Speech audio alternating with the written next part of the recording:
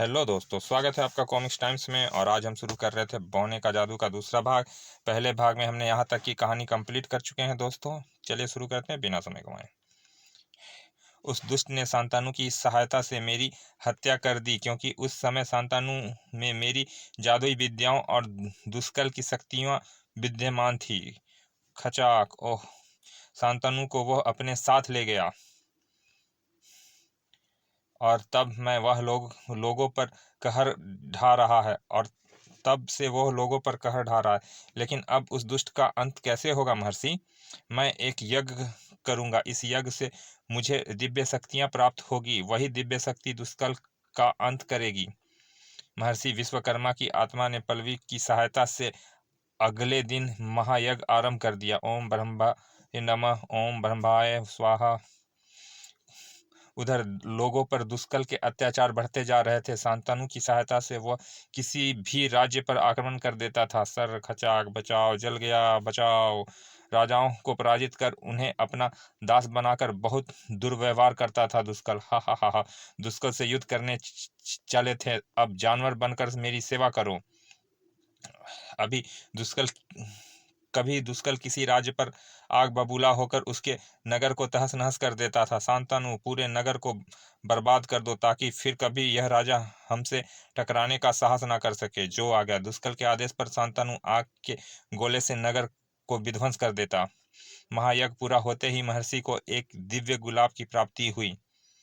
यह लोग पल्लवी, इस गुलाब की एक पत्ती तोड़कर फेंकने से एक विचित्र प्राणी भूतान भूतांकुश भूतांकुश उत्पन्न होगा।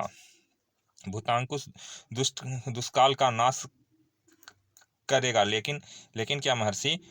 शांतनु के सिर में लगे दुष्कल की मंत्रिक कील निकालना आवश्यक है। उसके बिना शांतनु को पराजित कर पाना बहुत कठिन होगा। मैं किसी न किसी तरह शांतनु के सिर से कील निकालकर उसे आज़ाद कर लूंगी। महर्षि जाओ बेटी, मेरा आशीर्वाद तुम्हारे साथ रहेगा। विजयी भव। गुलाब लेकर पल्लवी दुष्कल की तलाश में चल पड़ी। आखिर दुष्कल को खोजती हुई पल्लवी दसपुर राज्य में पहुंच गई। वहां के राजा को पराजित करके दुष्कल ने बंदी बना कर रखा था। सेनापति राजा चतुर्भुज की रानी को बंदी बनाकर घसीटते हुए यहाँ लाओ। नहीं दुष्कल, इतना अत्याचार मत करो। कुछ देर बाद सेनापति रानी वसुंधरा को ले आया। सेनापति, तुम रानी को बंदी बनाकर घसीटते हुए क्यों नहीं लाए? महाराज, महारानी मेरे कहने ते ही तुरंत मेरे साथ चल पड़ी, फिर मैं इन्हें बंदी कैसे बनाता? नहीं, तुमने हमारे आदेश की अवहेलना की है, हम तुम्हें सजा देंगे। शांतनु, सेनापति के शरीर के इतने टुकड़े कर दो कि कोई गिन भी ना सके। महाराज मुझे क्षमा करें। नहीं नहीं, अब कभी भूल नहीं होगी। अगले ही पल बौने शांतनु की उंगली पर घूमता हुआ एक चक्र दिखाई दिया और फिर चक्र हवा में उड़ता हुआ सेनापति की ओर बढ़ा। और फिर पलक झपकते ही वहां पर सेनापति की चीख गूंज उठी। आई! सेनापति के मरते ही दुष्कल की आवाज गूंज उठी। शांतनु, अब इस रानी को दरबार के उस किनारे से हमारे सिंहासन तक जमीन पर नाक रगड़ते हुए लाओ। जो आ गया स्वामी। बौना शांतनु रानी की ओर बढ़ा। नहीं नहीं दुष्कल, इतना अत्याचार मत करो, शांतनु को रोक लो। शांतनु ने कोड़े के प्रहार शुरू कर दिए। सड़ाक सड़ाक! दुष्कल, ओह स्त्रियों पर अत्याचार करके तुम अपनी मौत को आमंत्रित कर रहे हो। कोड़े के प्रहार ने रानी का शरीर लहूलुहान कर दिया था। अभी वह कांप कर गिरना ही चाहती थी कि तभी दुष्कल, बंद करो यह अत्याचार। पल्लवी को देखते ही दुष्कल चौंक पड़ा। ओह राजकुमारी! शांतनु, इस लड़की को बंदी बना लो। बौने शांतनु के पहुंचने से पहले पल्लवी ने गुलाब के फूल की एक पत्ती तोड़कर उसकी ओर उछाल फेंकी।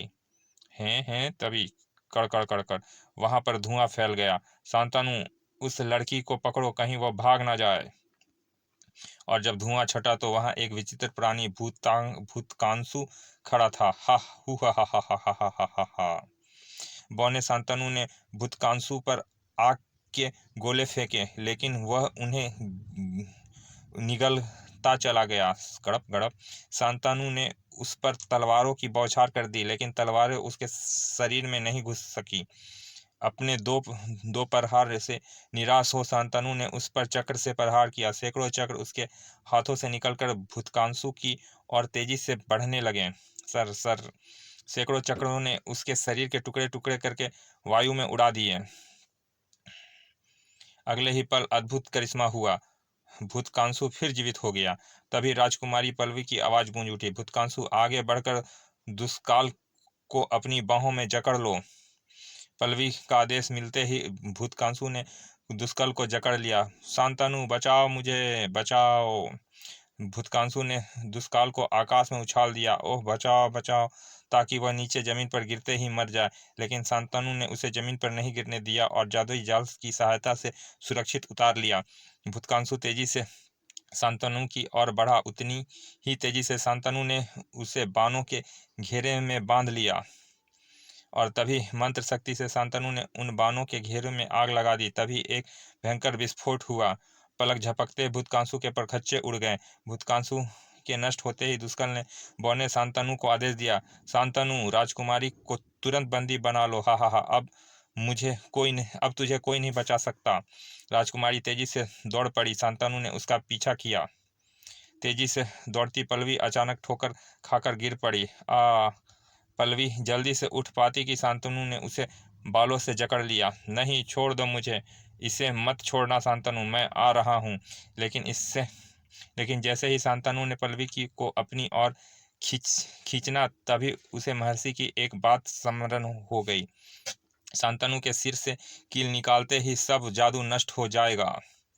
पल्लवी ने पलक झपकते ही शांतनु के सिर से कील खींच ली। अगले ही पल शांतनु का रूप परिवर्तन होता चला गया। शांतनु शांतनु, राजकुमारी को मार डालो। तो तुम मेरे आदेश का पालन क्यों नहीं करते? मैं तुम्हें बहुत बुरी मौत दूंगा शांतनु। अब यह तुम्हारे आदेश नहीं मानेगा दुष्काल, क्योंकि अब यह तुम्हारा दास नहीं है। मैंने इसके सिर से मंत्रित कील निकाल दी है, लेकिन फिर भी मुझे कोई नहीं मार सकता। अभी भी मेरे पास बहुत सी जादुई शक्तियां हैं। दुष्कल ने जादुई शक्तियां से प्रहार किया। हिर्स हिर्स और फिर अगले ही पल पलक झपकते ही हाथियों ने पल्लवी और शांतनु को घेर लिया। शांतनु, क्या सोच रहे हो? यह हाथी हमें मार डालेगा, पांव से कुचल देंगे। शांतनु, इन्हें मार डालो, मार डालो। हाँ, मैं इन्हें तुरंत मार डालूंगा। शांतनु ने मंत्र शक्ति से उन हाथियों पर वृक्षों से प्रहार किया। चिंगार सर सर चिंगार, लेकिन एक हाथी ने पल्लवी को अपनी सूंड से लपेट लिया। शांतनु बचाओ, लेकिन तब तक पल्लवी गुलाब का फूल उठा चुकी थी और खूंखार हाथी के सूंड में लपटी पल्लवी ने गुलाब की एक पत्ती तोड़कर दुष्काल की ओर उछाल दिए। तभी धुएं के साथ वहां एक और भूतकांसु प्रकट हुआ। हा, भूतकांसु शैतान, दुष्काल को मार डालो।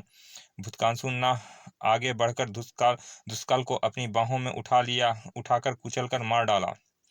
दुष्काल के मरते ही वहां पर महर्षि की आत्मा प्रकट हुई। पल्लवी, दुष्काल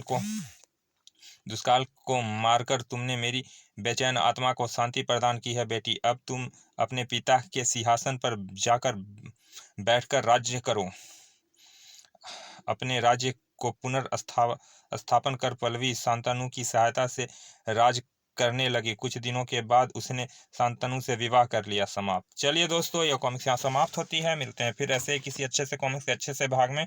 और अभी तक आपने हमारे चैनल को सब्सक्राइब नहीं किया तो प्लीज़ सब्सक्राइब कर दें। चलिए मिलते हैं फिर किसी अच्छे से कॉमिक्स के अच्छे से भाग में। तब तक के लिए धन्यवाद, विदा।